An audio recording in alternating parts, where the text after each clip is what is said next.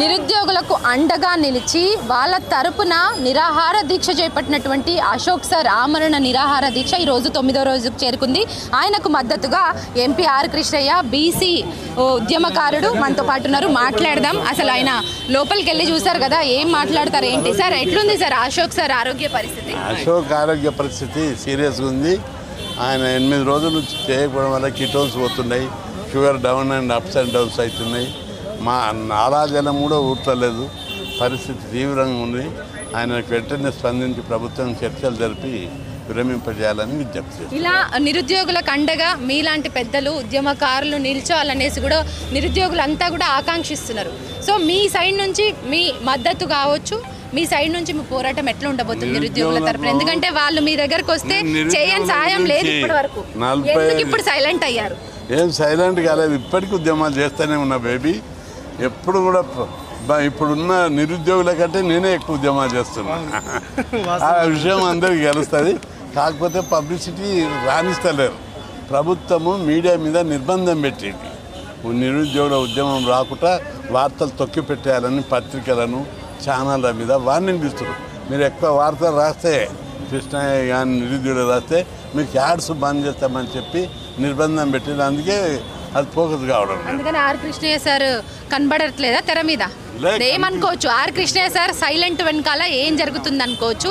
మీ మీద ఏమన్నా ప్రభుత్వ ఒత్తిడి ఉందా? ప్రభుత్వం నా మీద ఒత్తిడి చేస్తారు, అంత ధైర్యం ఎక్కడ ఉంది? గతంలో ఉన్న అనేక మంది ముఖ్యమంత్రులే దిగొచ్చి చర్చలు జరిపి సాల్వ్ చేయడానికి ప్రయత్నించేసి, ఈ ప్రభుత్వం సాల్వ్ కంటే సమస్యను పక్కదారి పట్టించి డైవర్షన్ పాలిటిక్స్ చేస్తుంది. అది మంచిది కాదని నేను ముఖ్యమంత్రికి చెప్తున్నా. సమస్యను సావధానంగా పాజిటివ్గా ఆలోచించి పరిష్కరించాలి.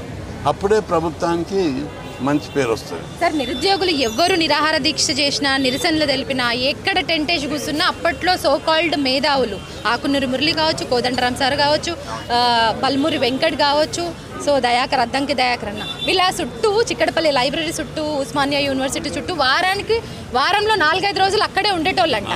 మరి ఇప్పుడు వాళ్ళు ఎవ్వరు కనిపిస్తలేరు. వాళ్ళ కనీసం వాళ్ళ పోరాటానికి మద్దతు తెలపడానికి కూడా రావడానికి అసలు నిరాకరిస్తున్నారు. దాని వెనకాల ఏముంది అనుకుంటున్నారు? అసలు వాళ్ళు రాకపోవడాన్ని మీరు ఎట్లా చూస్తారు? అధికారంలో ఉన్నారు కాబట్టి రారు అని, అది సహజం. ఏ ప్రభుత్వంలో అధికారం ఉన్నా అధికార పార్టీ కానీ అధికారానికి అనుబంధం ఉన్నవాళ్ళు రారు, అది కామన్. అయితే ఉద్యోగాలు ఇప్పుడు వచ్చింది అనుకో, ఉద్యోగాలు భర్తీ చేయమంటారు. 2 లక్షల ఉద్యోగాలు భర్తీ చేయి. 23 జిల్లాలు కొత్తగా వచ్చినాయి, 40 శాఖలు ఉంటాయి. అవి అందులో అదనంగా 60,000 ఉద్యోగాలు వస్తాయి. 30,000 టీచర్ పోస్టులు ఖాళీ ఉన్నాయి, 20,000 కానిస్టేబుల్ పోస్టులు ఖాళీ ఉన్నాయి. అన్నీ కలిపి దాదాపు 150,000 నుంచి 2 లక్షల ఉద్యోగాలు ఖాళీ ఉన్నాయి. ఒకేసారి కాకుండా దశల వారీగా. రాష్ట్రంలో ఆర్థిక పరిస్థితి బాగానే అంటున్నారు కాబట్టి మేము కూడా ఒప్పుకుంటాం, అర్థం చేసుకుంటాం. దశల వారీగా అయినా భర్తీ చేయాలని మా డిమాండ్. సో అట్లాంటి సో కాల్డ్ మేధావులు ఎవరు కూర్చోకపోవడంతో, వీళ్ళకి ఎవరికి మద్దతు తెలపకపోవడంతో అశోక్ సార్ ఇనిషియేటివ్ తీసుకొని నిరాహార దీక్ష చేస్తున్నారు కదా, ఆయనకు మీ మద్దతు ఎట్లా ఉంది? ఆయన ఆరోగ్య పరిస్థితి మీద మీరు ఏం చెప్పదలుచుకున్నారు? ఆయన విరమించాలనే కోరుతున్నా. ఇప్పుడు కూడా అదే చెప్పినా, విరమించు, ప్రభుత్వం మొండితనంతో ఉంటుంది. మనం తప్పనిసరి నిరుద్యోగులందరూ తీవ్ర ఆందోళన ఉన్నారు. నాకు ఫోన్ చేసి చెప్తున్నారు, అంటే అశోక్ను బతికేటట్టు చూడు, చాలా తీవ్రంగా ఉంది అని చెప్పి, అందుకే వచ్చి నచ్చ చెప్పిన కొద్దిగా ప్రభుత్వంతో కూడా మాట్లాడి ఫైనల్ చేస్తాను. సార్, ప్రభుత్వం మీద మీ ఒత్తిడి ఎలా ఉండబోతుంది? ఇటు నిరుద్యోగుల తరపున కావచ్చు, అటు అశోక్ సార్ చేస్తున్నటువంటి నిరాహార దీక్ష మీద కావచ్చు. ఎందుకంటే చిక్కడపల్లి లైబ్రరీ కంప్లీట్గా నిర్బంధంలోనే ఉంది. ఎవరిని బయటికి రానిస్తలేరు, ఎవరిని లోపల పోనీయని సిచ్యువేషన్. ఎప్పటికప్పుడు పహారా కాస్తున్నారు, ఎవరెవరి మూమెంట్ ఎట్లుందనేసి ప్రతి నిరుద్యోగిని బాగా అబ్జర్వేషన్ లో పెట్టుకుంటున్నారు పోలీసులు. ఈవెన్ ఫోన్స్ కూడా లాగేసుకుంటున్నారు. ప్రభుత్వాన్ని ఓడించారు.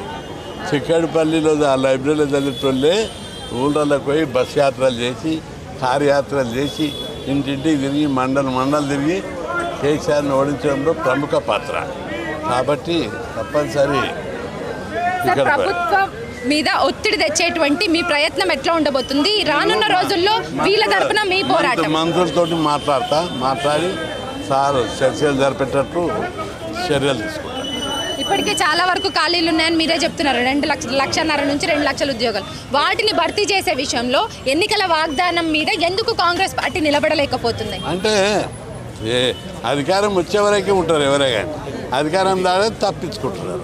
సో అధికారంలో ఉన్నటువంటి కాంగ్రెస్ పార్టీ అలా ఉంటే కేంద్ర ప్రభుత్వం కూడా కొంత అలసత్వం వహిస్తుంది కొన్ని జాబ్ల విషయంలో. మరి కేంద్ర ప్రభుత్వానికి మీరు ఏం చెప్పదలుచుకున్నారు?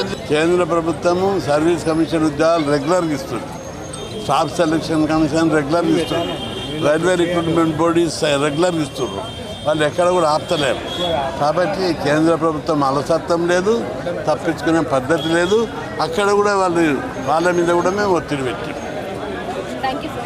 సో మొత్తానికైతే అశోక్ సార్కి మద్దతు తెలపడానికి ఎంపీ ఆర్ కృష్ణయ్య ఆయన చేస్తున్నటువంటి నిరాహార దీక్ష ప్రభుత్వం మొండి వైఖరితోటి వ్యవహరిస్తుంది. నువ్వు నీ ఆరోగ్యం చూసుకోవాలి, సో నిరాహార దీక్షను విరమించుకో అని ఒక మంచి మాట చెప్పేసి వచ్చారు. అయినప్పటికీ ఆయన మొండితనంతో వినట్లేదనేసి చెప్తున్నారు. కానీ ప్రభుత్వం మెడలు వంచే విధంగా తన సహాయ సహకారాలు ఎప్పుడూ నిరుద్యోగులకు కావచ్చు, విద్యార్థులకు కావచ్చు, ఇప్పుడు నిరాహార దీక్ష చేస్తున్నటువంటి అశోక్కి కావచ్చు తన పూర్తి మద్దతు ఉంటుంది. ప్రభుత్వం ఇప్పటికైనా మొండి వైఖరి మానుకొని ఎన్నికల వాగ్దానం ప్రకారం వాళ్ళకి ఇచ్చినటువంటి హామీలు కావచ్చు, భరోసా పట్ల నిలబడాలనేసి కూడా ప్రభుత్వాన్ని డిమాండ్ చేస్తున్నారు. ఇప్పటికే డిఎస్సి ఉద్యోగాలు కావచ్చు, జాబ్ క్యాలెండర్ కావచ్చు, 2 లక్షల ఉద్యోగాలు సంవత్సరం లోపు భర్తీ చేస్తాం. అసలు ఖాళీలు చాలా వరకు ఉన్నాయి రాష్ట్ర వ్యాప్తంగా, అన్ని జిల్లాలలో, అన్ని రంగాల్లో, అన్ని వ్యవస్థల్లో.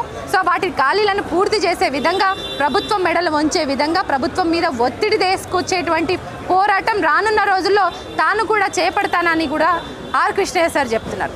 కెమెరా పర్సన్ రాజేష్తో హరిత, న్యూస్ లైన్ తెలుగు.